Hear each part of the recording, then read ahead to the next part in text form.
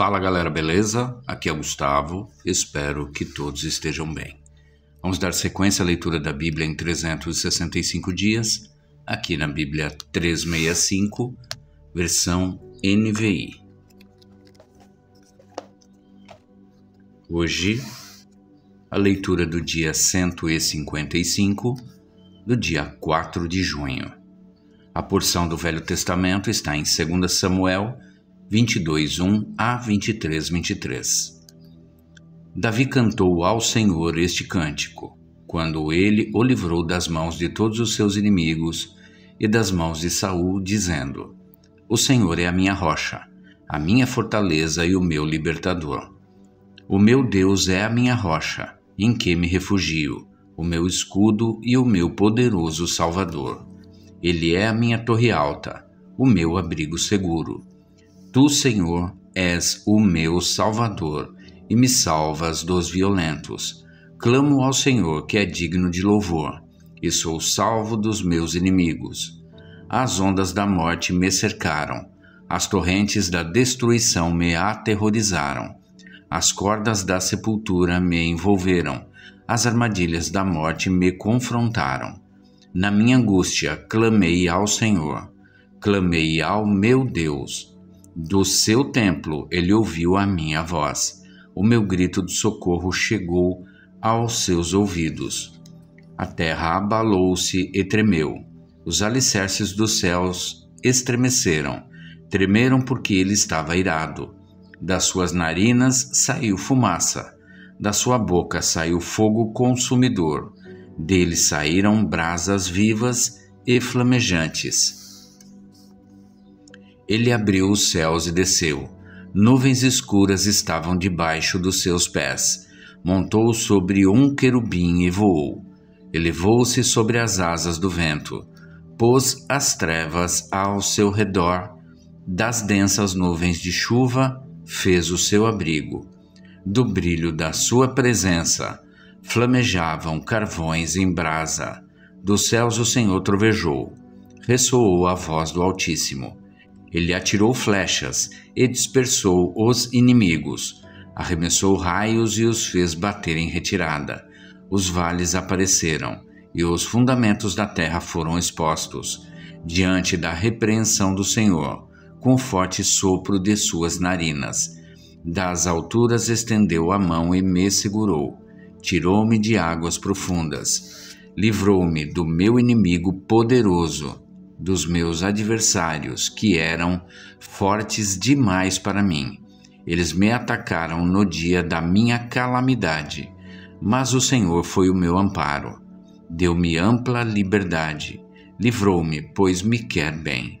O Senhor me tratou conforme a minha retidão, conforme a pureza das minhas mãos me recompensou, pois guardei os caminhos do Senhor. Não cometi a perversidade de afastar-me do meu Deus. Todos os seus mandamentos estão diante de mim. Não me afastei dos seus decretos. Tenho sido irrepreensível para com ele e guardei-me de pecar. O Senhor recompensou-me segundo a minha retidão, conforme a pureza das minhas mãos perante ele. Ao fiel te revelas fiel, ao irrepreensível te revelas irrepreensível, ao puro te revelas puro, mas ao perverso te revelas astuto. Salvas os humildes, mas os teus olhos estão sobre os orgulhosos para os humilhar. Tu és a minha lâmpada, ó Senhor. O Senhor ilumina-me as trevas. Contigo posso avançar contra uma tropa. Com o meu Deus posso transpor muralhas. Este é o Deus cujo caminho é perfeito. A palavra do Senhor é comprovadamente genuína. Ele é escudo para todos os que nele se refugiam. Pois quem é Deus além do Senhor? E quem é a rocha senão o nosso Deus? É Deus quem me reveste de força e torna perfeito o meu caminho. Ele me faz correr veloz como a gazela e me firma os passos nos lugares altos.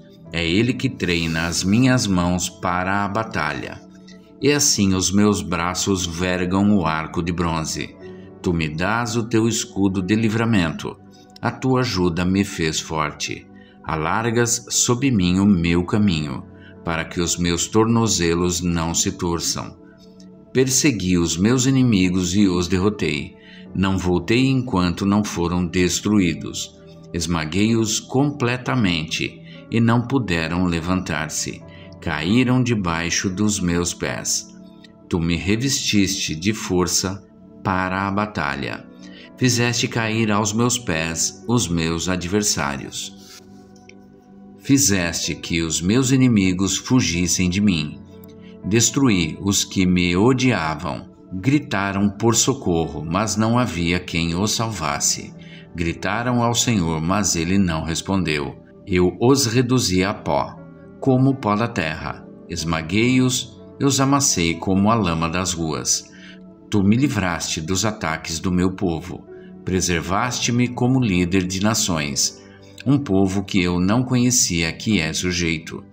Estrangeiros me bajulam, assim que me ouvem, me obedecem. Todos eles perdem a coragem, saem tremendo das suas fortalezas. O Senhor vive, bendita seja a minha rocha. Exaltado seja Deus, a rocha que me salva. Este é o Deus que em meu favor executa vingança, que sujeita nações ao meu poder, que me livrou dos meus inimigos. Tu me exaltaste acima dos meus agressores, de homens violentos me libertaste. Por isso te louvarei entre as nações, ó Senhor. Cantarei louvores ao teu nome. Ele concede grandes vitórias ao seu rei, é bondoso com o seu ungido, com Davi e seus descendentes para sempre. Estas são as últimas palavras de Davi. Palavras de Davi, filho de Jessé, palavras do homem que foi exaltado, do ungido pelo Deus de Jacó, do cantor dos cânticos de Israel. O Espírito do Senhor falou por meu intermédio. Sua palavra esteve em minha língua.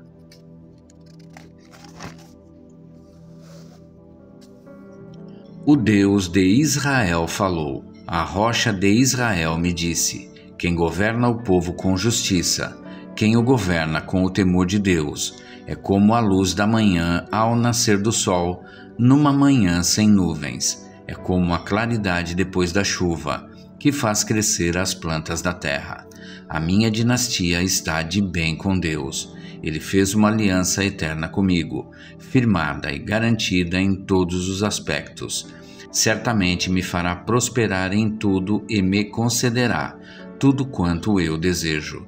Mas os perversos serão lançados fora como espinhos, que não se ajuntam com as mãos. Quem quer tocá-los usa uma ferramenta ou o cabo de madeira da lança. Os espinhos serão totalmente queimados onde estiverem. Estes são os nomes dos principais guerreiros de Davi. Jabezão, um Taqumonita, chefe dos 3 guerreiros principais, numa ocasião, com uma lança, enfrentou 800 homens numa mesma batalha e os matou. Depois dele, Eleazar, filho do Ahoita Dodô. Ele era um dos principais guerreiros e esteve com Davi quando os filisteus se reuniram em Pas-damim para a batalha. Os israelitas recuaram, mas ele manteve sua posição e feriu os filisteus até sua mão ficar dormente e grudar na espada. O Senhor concedeu uma grande vitória a Israel naquele dia, e o exército voltou para onde Eleazar estava, mas somente para saquear os mortos. Depois dele, Samá, filho de Agé, de Arar. Os filisteus reuniram-se em Lei, onde havia uma plantação de lentilha. O exército de Israel fugiu dos filisteus, mas Samá tomou posição no meio da plantação, defendeu-a e derrotou os filisteus. O Senhor concedeu-lhe uma grande vitória. Durante a colheita, 3 chefes do batalhão dos 30 foram encontrar Davi na caverna de Adulão, enquanto um grupo de filisteus acampava no vale de Refaim. estando Davi nessa fortaleza e o destacamento filisteu em Belém. Davi expressou este forte desejo: quem me dera me trouxessem água da cisterna da porta de Belém. Então aqueles 3 atravessaram o acampamento filisteu, tiraram água da cisterna e a trouxeram a Davi. Mas ele se recusou a beber. Em vez disso, derramou-a como oferta ao Senhor e disse: o Senhor me livre de beber desta água. Seria como beber o sangue dos que arriscaram a vida para trazê-la. E Davi não bebeu daquela água. Foram esses os feitos dos 3 principais guerreiros. Absai, irmão de Joabe e filho de Zeruia, era o chefe do batalhão dos 30. Certa ocasião, com sua lança matou 300 homens, tornando-se tão famoso quanto os 3. Foi mais honrado que o batalhão dos 30 e tornou-se o chefe deles, mas nunca igualou-se aos 3 principais guerreiros. Benaia, filho de Joiada, era um corajoso soldado de Cabzeel, que realizou grandes feitos. Matou 2 dos melhores guerreiros de Moabe e, num dia de neve, desceu num buraco e matou um leão. Também matou um egípcio de grande estatura. O egípcio tinha na mão uma lança, e Benaia o enfrentou com um cajado. Arrancou a lança da mão do egípcio, e com ela o matou. Esses foram os grandes feitos de Benaia, filho de Joiada, que também teve fama como os 3 principais guerreiros de Davi. Foi mais honrado do que qualquer dos 30, mas nunca igualou-se aos 3. E Davi lhe deu o comando da sua guarda pessoal. Agora a parte do Novo Testamento, em Atos 2, de 1 a 47.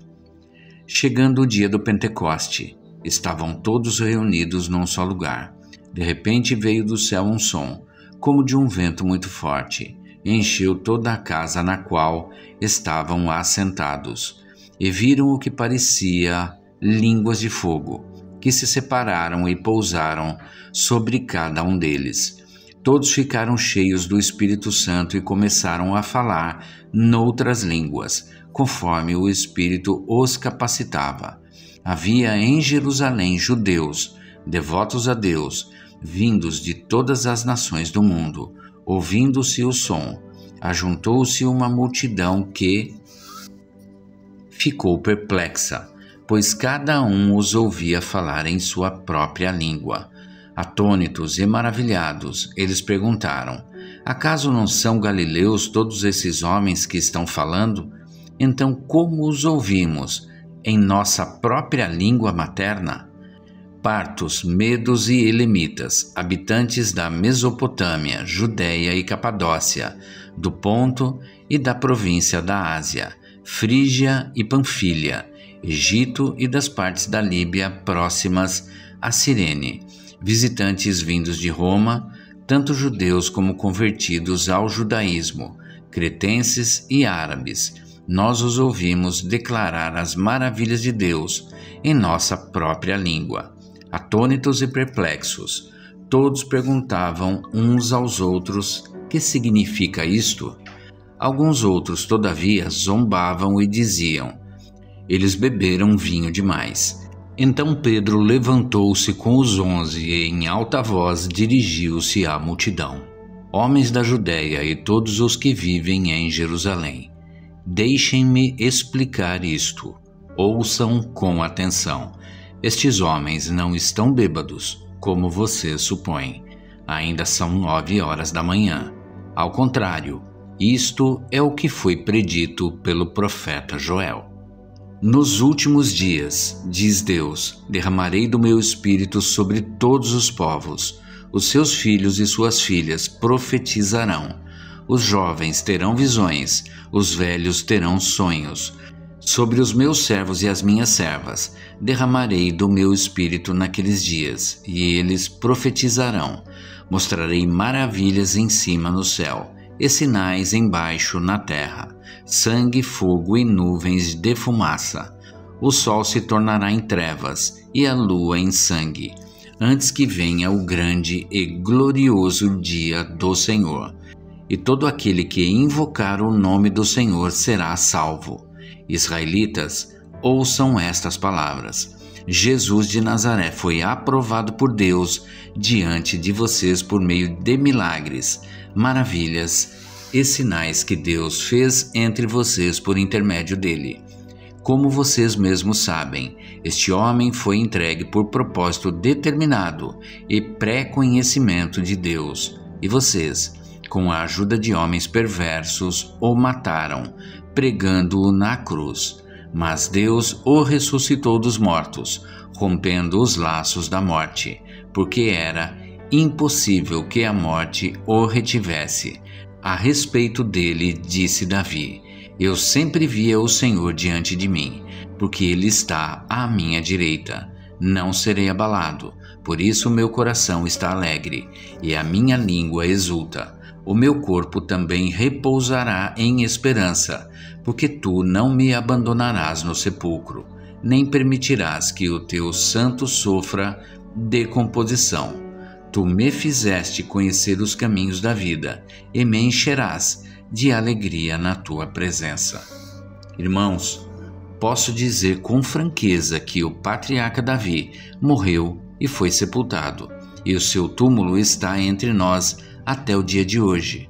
Mas ele era profeta e sabia que Deus lhe prometera sob juramento que poria um dos seus descendentes no trono. Prevendo isso, falou da ressurreição de Cristo, que não foi abandonado no sepulcro e cujo corpo não sofreu decomposição. Deus ressuscitou este Jesus, e todos nós somos testemunhas deste fato. Exaltado à direita de Deus, ele recebeu do Pai o Espírito Santo prometido e derramou o que vocês agora veem e ouvem. Pois Davi não subiu aos céus, mas ele mesmo declarou: o Senhor disse ao meu Senhor: senta-te à minha direita, até que eu ponha os teus inimigos como estrado para os teus pés. Portanto, que todo Israel fique certo disto: este Jesus, a quem vocês crucificaram, Deus o fez Senhor e Cristo.